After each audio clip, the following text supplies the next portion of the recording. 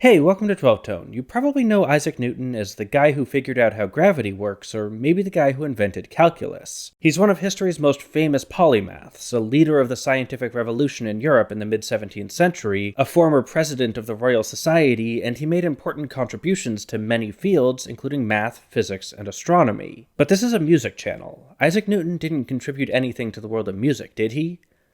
Well... There's a lot we don't know about Newton's early life, but we do know that, starting at age 13, he attended the free grammar school of King Edward VI. At the King's School, he would have received a top-tier education in things like math, Latin, and of course the Bible. Classmates of his also said that he read voraciously and enjoyed building things, so it's safe to assume he learned a lot during this period of his life. But according to historian Dr. Penelope Gook, one thing he probably didn't learn there was music. There's no evidence that he played an instrument, so his musical experience was likely limited to singing psalms at church, and maybe hearing some bawdy folk music at the local tavern. As such, our story doesn't really begin until he enrolls in Trinity College at the University of Cambridge in 1661. Like many European colleges at the time, Cambridge included the study of music as part of its mathematics program, with mandatory lectures on the subject during Newton's time there.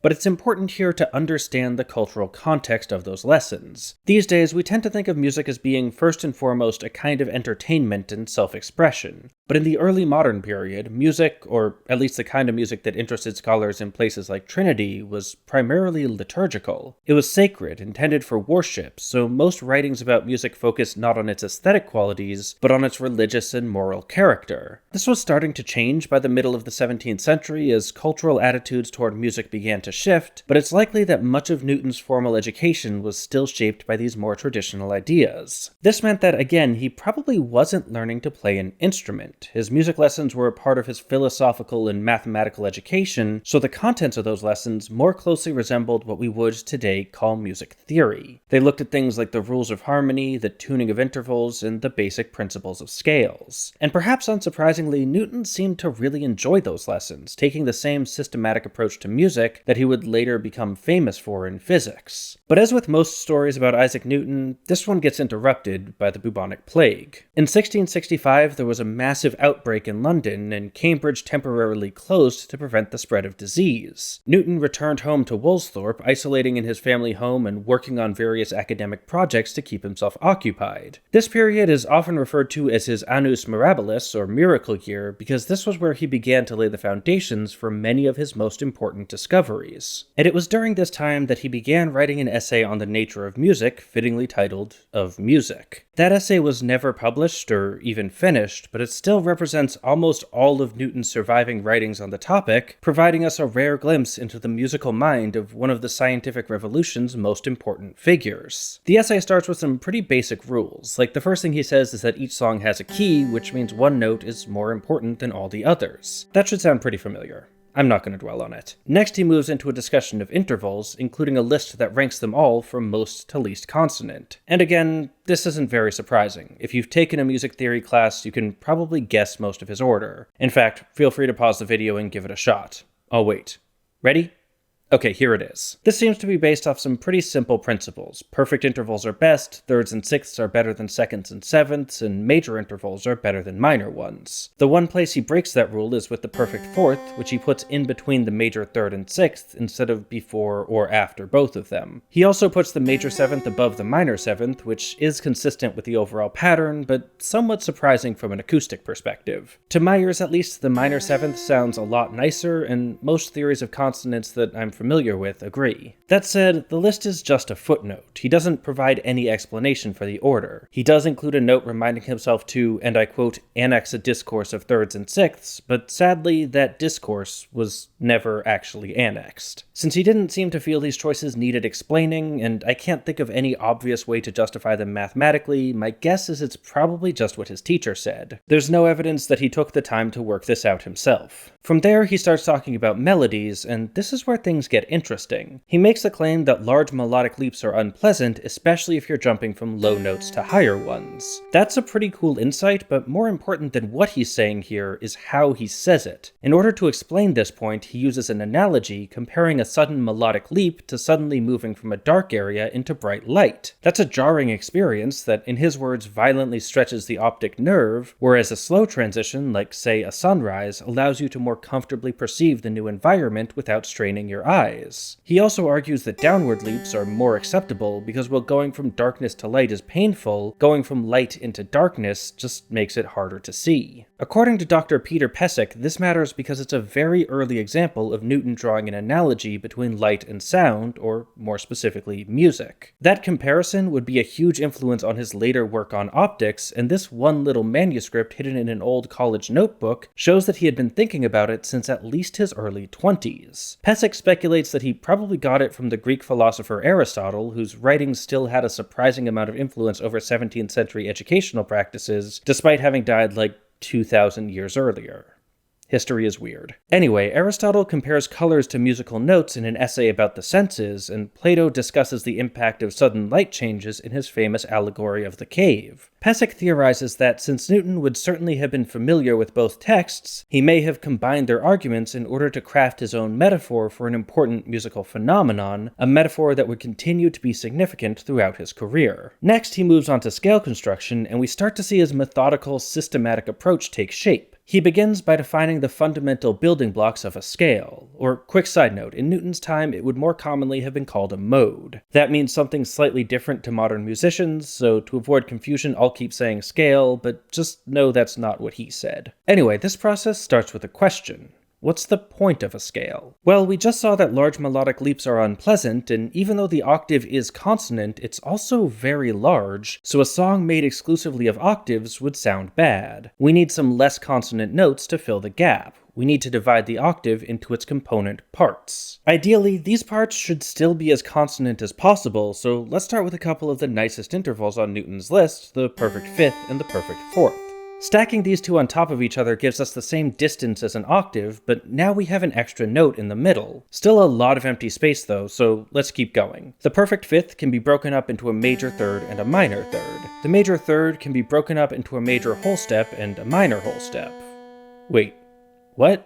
Okay, so here's the thing. Today we mostly use a system called equal temperament, which makes all the half steps the same size. This means we only need one kind of whole step, the one that's 2 half steps wide. But equal temperament didn't really become popular until the 18th century and wasn't universally adopted in England until the 19th. We'll get more into the tuning side of things in a bit, but the point is that to a 17th century theorist like Newton, the idea of differently sized whole steps would have been totally normal. And like many theorists at the time, he used major and minor to distinguish between the larger one and the smaller one. Anyway, back to our scale. We just saw that a major third is a major whole step and a minor whole step put together. The minor third, meanwhile, is a major whole step and a half step, and those two thirds combine up to make a perfect fifth. The rest of the scale covers a range of a perfect fourth, which can be made of one major whole step, one minor whole step, and one half step. Put all that together, and we see that an octave is 3 major whole steps, 2 minor whole steps, and 2 half steps. We could keep going, dividing all the whole steps into half steps, dividing those into quarter tones, and so on, but we're going to draw the line here. Newton argues that any smaller subdivisions would be counterproductive. All those notes would be dissonant, and the point of dissonant notes is to fill melodic space between consonances, so if you have too many of them, you wind up drowning out the good notes in a sea of bad ones. He does include a speculative aside suggesting that if you played a bunch of dissonances quickly and then settled for a while on the neighboring consonances, it might actually sound delightful. That's a pretty spicy take for the era, but he then concedes that if you did that, you probably wouldn't notice the precise details of the middle notes anyway, so getting them right still isn't important. So okay, we know what all our steps are, and to make things easier, Newton decides to ignore that major-minor whole step thing, arguing that, again, the differences are too small to result in genuinely different scales. Sure. Fine. So we've got 5 whole steps and 2 half steps. How many scales could that possibly make? 21. It's 21. 21 possible scales. But not all of them are good. Newton believed the note a perfect fifth above the root of the key was super important in defining the tonality. He argued in multiple places that if a song didn't include that note, the key would be unstable, and your ear would naturally gravitate toward hearing a different root whose perfect fifth was present. Again, very normal idea for the time and still broadly accepted today. This meant that scales without that note couldn't be used convincingly, so of the 21 possible arrangements, only 12 actually worked. And these 12 fell into 3 distinct categories based on how close the two half-steps were. Newton identified 2 scales where they were right next to each other, 4 where they were separated by a whole step, and 6 where there were 2 whole steps between them. The first 2 categories, despite having the necessary qualifications, still kinda suck. Scales in the first category contain only 2 perfect fifths, so they're overrun with dissonant tritones. The second category is a bit better with 4 perfect fifths, but still quite a lot of tritones. Only the third category was deemed usable by Newton, and conveniently, the scales in that category happen to be the Greek modes.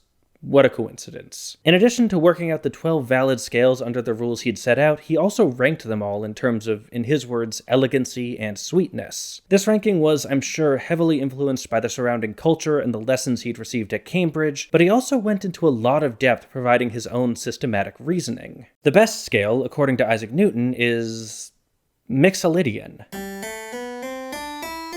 This is mainly because neither of the half-steps touch the root or the fifth, so the most stable notes in the key aren't disrupted by the inherent dissonance of a half-step approach. That's also true of his second favorite scale, Dorian, but Newton prefers Mixolydian because it has a major third, which, if you recall his list, is the more consonant third. This is part of why I found it so surprising that he put the major seventh above the minor one. Both of his favorite scales use minor sevenths in ways that clearly imply he hears it as the more consonant option. Again though, I think it's worth keeping in mind that this whole thing was a first draft that he never finished writing, so maybe he would have caught that if he'd given it more time. He also had another reason for preferring Mixolydian, but I'll be honest, I'm having a hard time parsing this one. I'm just gonna read it verbatim and let you work out what he means. The first mode excels the second by reason of the half-step's more central place twixt the root and its fifth, it less detracting from the fifth because of its greater distance from it. Now, it sounds to me like he's saying Mixolydian is better because the half-step in the lower part of the scale is placed further from the fifth, but that's not, true? So I don't know. If you have any idea what he's talking about, let me know in the comments. Next is Ionian, or major, followed by Aeolian, or minor. In both scales, one of the half-steps is touching either the root or the fifth, making them less good, but still pretty usable. He doesn't really explain what makes Ionian better, but since in the first pair he liked Mixolydian because of its major third, I suspect that's also the driving force here. And finally, we have the modes where both the root and fifth are touched by half-steps, which also means one of them has a tritone. So, lots of dissonance going on. You might expect him to, again, put the major one first, in this case Lydian, but he actually prefers Phrygian.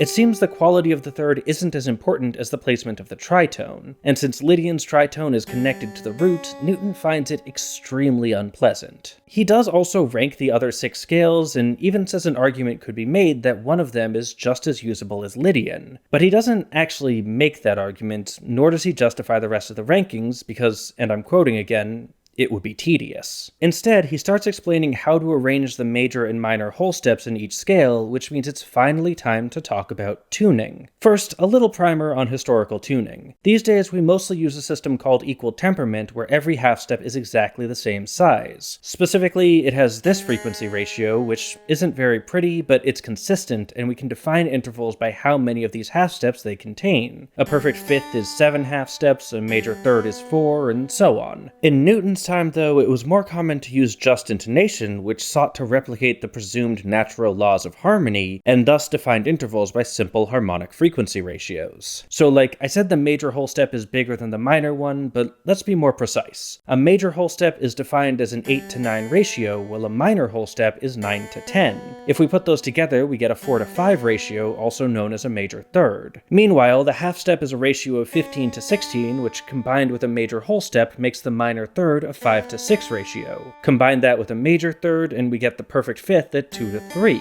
Meanwhile, combining the major whole step, minor whole step, and half step gives us a 3-to-4 ratio, which makes a perfect fourth. And finally, combining that fourth with a fifth gives us the octave at exactly 1-to-2. I rushed through that, so don't worry if you didn't follow all the numbers, they're not that important. The point is that just intonation is appealing because if you define your ratios correctly, everything just sort of fits together in this beautiful, mathematically elegant way. way. And since the main people writing about music at the time were scholars and mathematicians, that was definitely a priority. They tended to build theories of consonance that confirmed these simple ratios were objectively the best, something Newton himself would later express some level of doubt about, but still, this would have been the most natural way for him to think about intervals. The problem is, it's inconsistent. Beyond the very basic ones, most intervals have multiple possible ratios. As we've seen, even the whole step has a couple options. That's not a big deal for individual scales, because you can just pick the one that works best in that specific context. But if you want a general-purpose tuning system, one that lets you switch between different scales, you're gonna have to make some decisions. Newton doesn't really get into this in his actual essay, but earlier in the notebook he does a bunch of very detailed math about it, so we can probably assume this was where he was headed.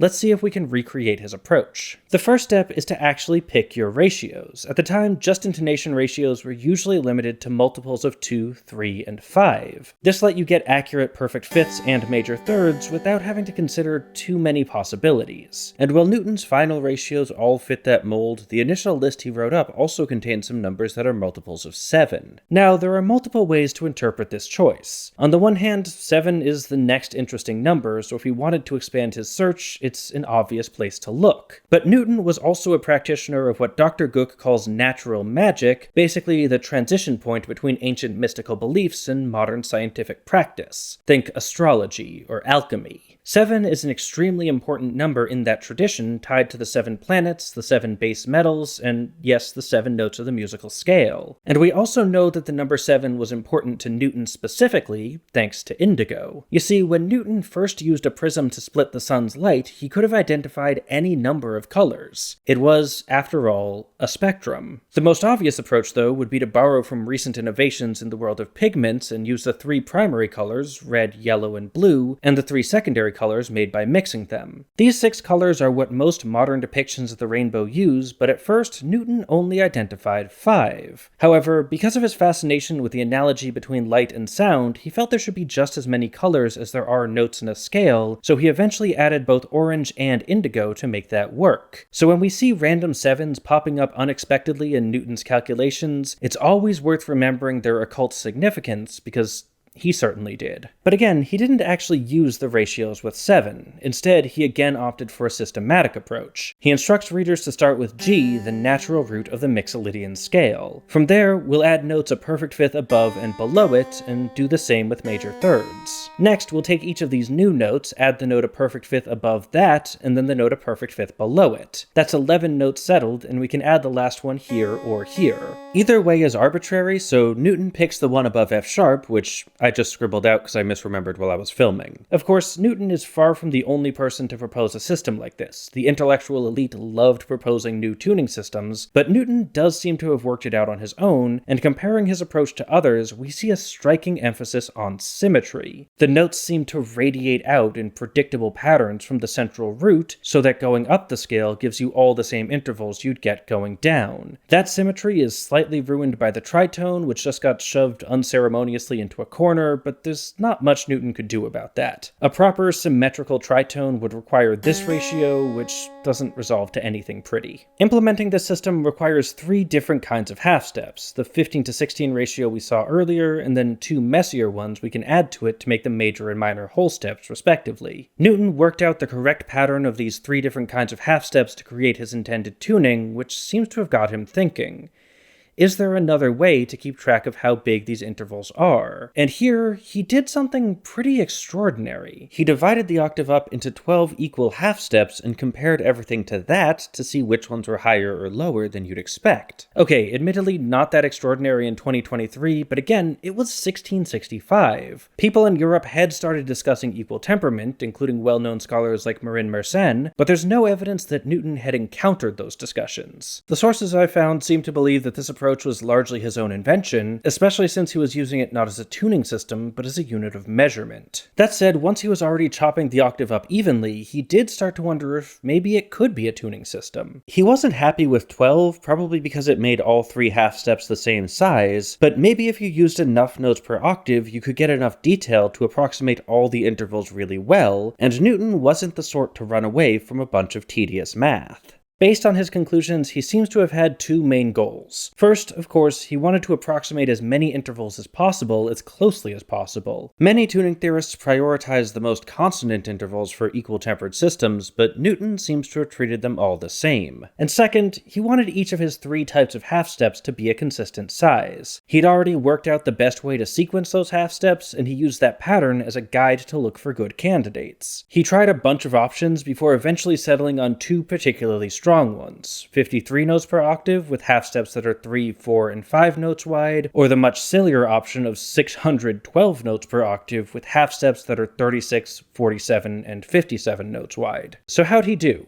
Well, recently, Dr. Daniel Mussolini decided to find out. He wrote a program to look at every division of the octave up to 5,000 notes, and concluded that if we include the original 12-note version, Newton had successfully found, by hand, 3 of the 4 best possible solutions to his problem. He did miss the option of 118 notes per octave with steps of 7, 9, and 11, but still, not bad for a dude hiding out from a plague. After that, the manuscript kinda trails off. He starts talking about how to change scales mid-song, but never came back to finish it. Still, I find this document fascinating because it sits at the crossroads of cultural and personal history. On the one hand, it's Isaac Newton, the father of calculus, and we can see his brain at work through the way he approaches an unfamiliar topic. But on the other, it's not his field. He's not revolutionizing music theory, he's playing around with the things he was taught. So it's also kind of a record of the state of English musical thought in the mid-17th century. But it's not quite that either. It's a weird little fusion of both, a mixture of clever ideas and received cultural wisdom. It's music history through the eyes of a person, and a person through the lens of music history. Isaac Newton may not have gone on to be a great music theorist, but this abandoned essay still tells us a lot about who he was and what the world looked like around him. Anyway, thanks for watching, thanks to our Patreon patrons for making these videos possible, and extra special thanks to our featured patrons, Blake White, Susan Jones, Jill Sundgaard, Duck, Howard Levine, Warren Huart, Damian Fuller-Sutherland, John Hancock, and Jeff. If you want to help out and help us pick the next song we analyze too, there's a link to our Patreon on screen now. Oh, and don't forget to like, share, comment, subscribe, and above all, keep on rockin'.